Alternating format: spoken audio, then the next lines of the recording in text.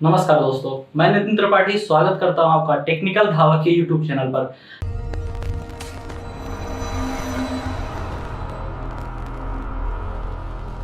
जहां पर मैंने आपको बताया था कि सर्वे से जुड़ी आपके सिलेबस के रिगार्डिंग हर एक वीडियो में आपको प्रोवाइड कराऊंगा। जितने भी आपके चैप्टर्स है, जो भी है, छोटी सी बड़ी हर एक चीज आपको यहां पर मिल जाएगी। तो आज हम सर्वे के बारे में बात करेंगे। तो सर्वे का इंट्रोडक्शन, सर्वे क्यों करते हैं हम, सर्वे हमारी लाइफ में क्यों जरूरी है, तथा सर्वे के ऑब्जेक्ट्स क्या है, उनके टाइप क्या है, प्रिंसिपल क्या है सर्वे का, मेथड क्या है लाइनर डिस्टेंस मेजरमेंट करके के, और एंगुलर मेथड क्या है। ठीक है, और हम आपको आज बताएंगे कि क्या क्या सर्वे हमारी लाइफ में क्यों इंपॉर्टेंट है। कहीं भी हम जाते हैं, कोई भी काम कर रहे हैं, तो सर्वे अगर हम जानते रहेंगे तो हमारे पास, अगर हम कोई प्राइवेट जॉब भी कर रहे हैं, खुद का कोई भी काम कर रहे हैं, तो भी हम सर्वे जानते हैं, तो भी हम आसानी से कमा सकते हैं। सर्वे हमारी लाइफ में इंपॉर्टेंट है। जैसे कि आप देखोगे कभी कभी गांव में सर्वे होते हैं, जैसे खेतों के सर्वे, चैन बिछा के ये सर्वे कर रहे हैं, तो कहते हैं कि हमारा खेत इतना है, तो वो खेत नापते कैसे हैं, वो चैन से नापते हैं, तो वो भी एक तरह का सर्वे है। आप आंखों से भी कहीं जाते हैं तो देखते हैं, कहते हैं वो चीज देखने में ऐसी है, या फिर वो दृश्य देखने में ऐसा है, वो भी एक तरह का सर्वे है। सर्वे वो है जो हम आंखों से देख के उसका वर्णन कर सके,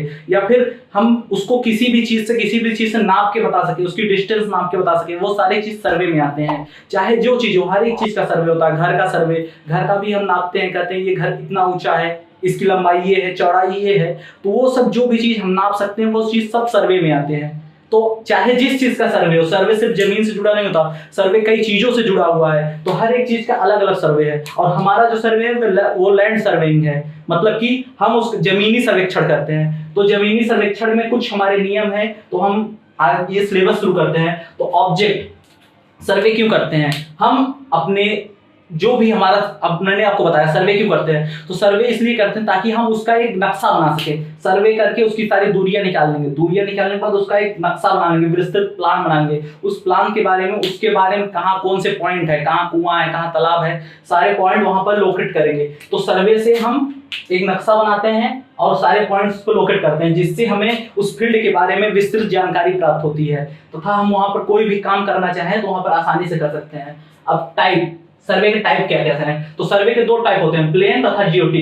प्लेन सर्वे क्या होता है, प्लेन सर्वे तब होता है जब हम कर्वेचर जो होती है, पृथ्वी की कर्वेचर, जैसे कि पृथ्वी ऐसे है, वक्रता पे है, पृथ्वी सब जानते हैं कि पृथ्वी पैराबोलिक है, ठीक है, और अधिकतर इसको गोल माना गया है, ठीक है, अधिकतर ये पैराबोलिक होती है, ठीक है। तो ये इसकी कर्वेचर हो गई। अब यहां से यहां तक हम सर्वे कर रहे हैं, तो ये देखिए पृथ्वी की वक्रता आ गई यहां तक। लेकिन अगर हम यहाँ पर अगर इसकी वक्रता को सम्मिलित ना करें, ठीक है, इसकी वक्रता को ना लें, तो ये प्लेन कर्वेचर हो, प्लेन सर्वे होगा, ठीक है। और अगर इसके वक्रता को ले लें तो ये जियोडिक होगा।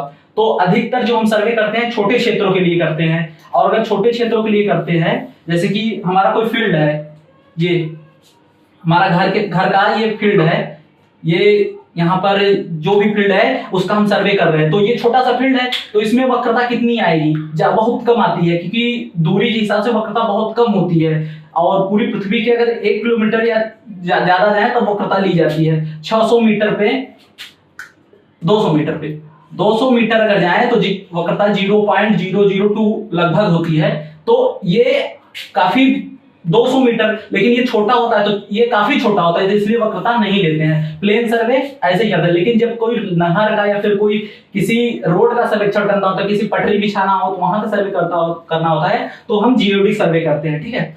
तो ये हो गया प्लेन सर्वे, ये हो गया जियोडिक सर्वे, ठीक है। अब इसका अब अगला आता है हमारा प्रिंसिपल। तो सर्वे के प्रिंसिपल क्या है, सर्वे के सिद्धांत क्या है। तो सर्वे के दो सिद्धांत है। एक हमारा है locating new point from two reference points, ठीक है।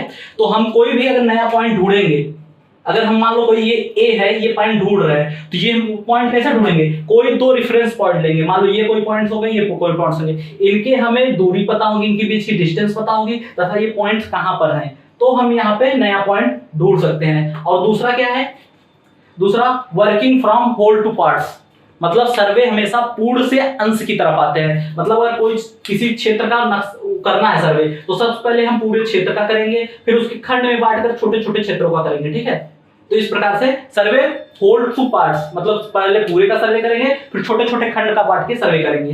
तो ये सर्वे के दो प्रिंसिपल हैं, इन्हीं प्रिंसिपलों पर आधारित सर्वे होता है, ठीक है।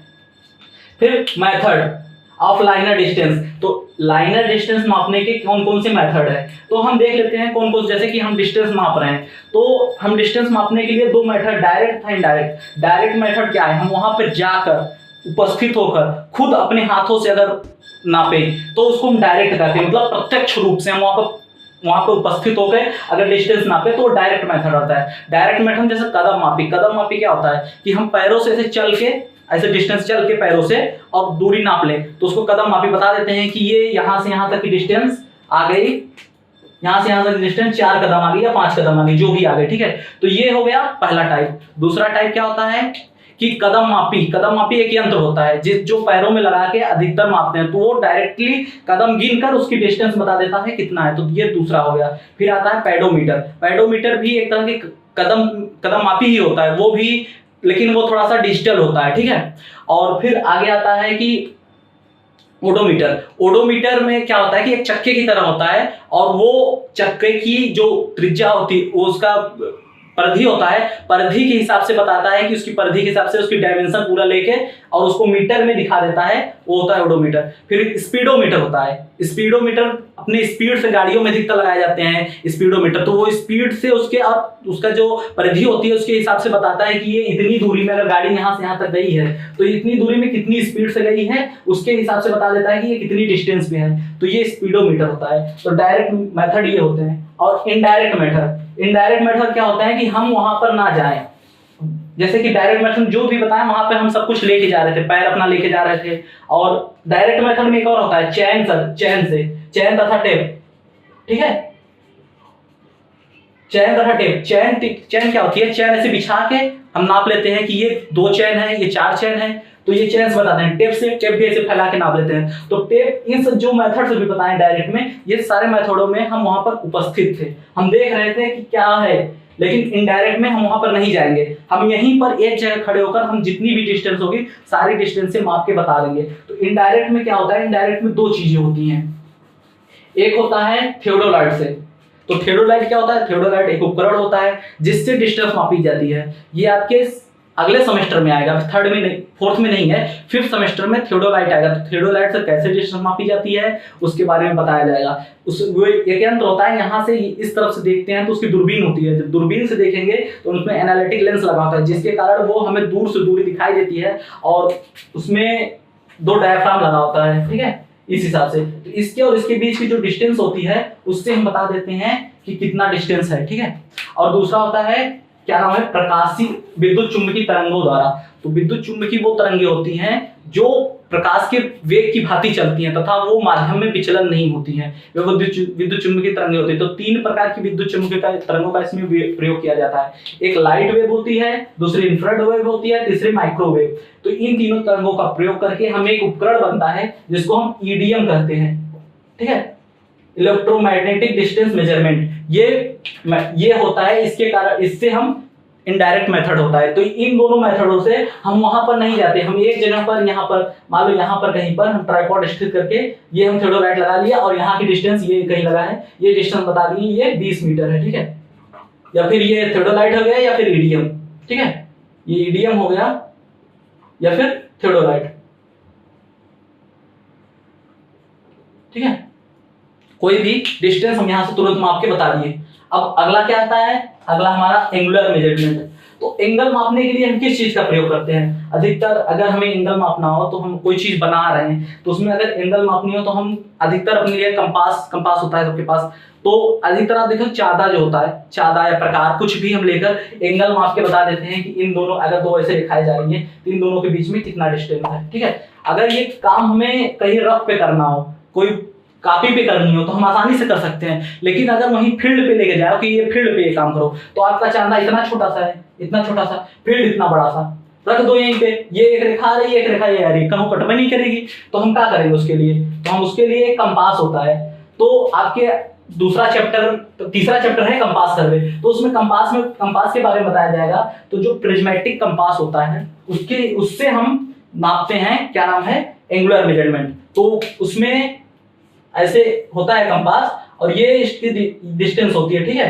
तो ऐसे ये नाथ में रुकी होती है, ये सुई जो होती है, नॉर्थन साउथ में। तो इससे ये बताती है कितना अंश, जैसे कि मान लो हमें ये डिस्टेंस निकालनी है, इस तरफ को ये रेखा है, ठीक है, तो ये कितना अंश इससे है नॉर्थ से, ठीक है, तो इसके हिसाब से हम बता देते हैं कंपास में कितना है। दूसरा है थियोडोलाइट, तो थियोडोलाइट के बारे में एक बार डिस्टेंस भी निकालते हैं, थियोडोलाइट से ये एंगुलर मेजरमेंट भी करते हैं। तो थियोडोलाइट कैसा होता है, थियोडोलाइट ऐसे हम कहीं पे यहीं सेट कर देंगे, ये कोई बिंदु है, एक ये है, तो एक बार इसको देखेंगे, एक बार इसको देखेंगे, ये जो कोड आएगा वही, उसमें कोड बने होते हैं, एक वर्गाकार पैमाना बना होता है जिसपे कोड पढ़ना होता है, और उसमें लगा होता है माइक्रोवेव जिससे हम पढ़ते हैं, ठीक है, और इससे दूरबीन लगी होती है, दूरबीन से हम पहले ये देखेंगे रॉड, फिर ये रॉड देखेंगे, और दोनों रॉड देखकर बीच की डिस्टेंस निकाल लेंगे।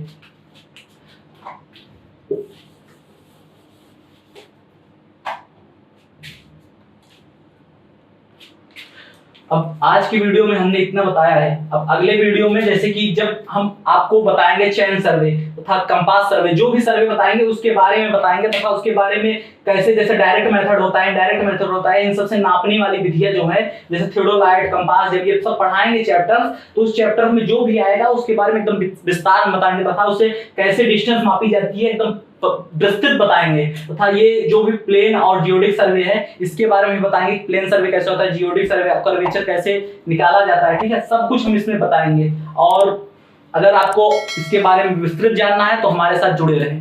धन्यवाद।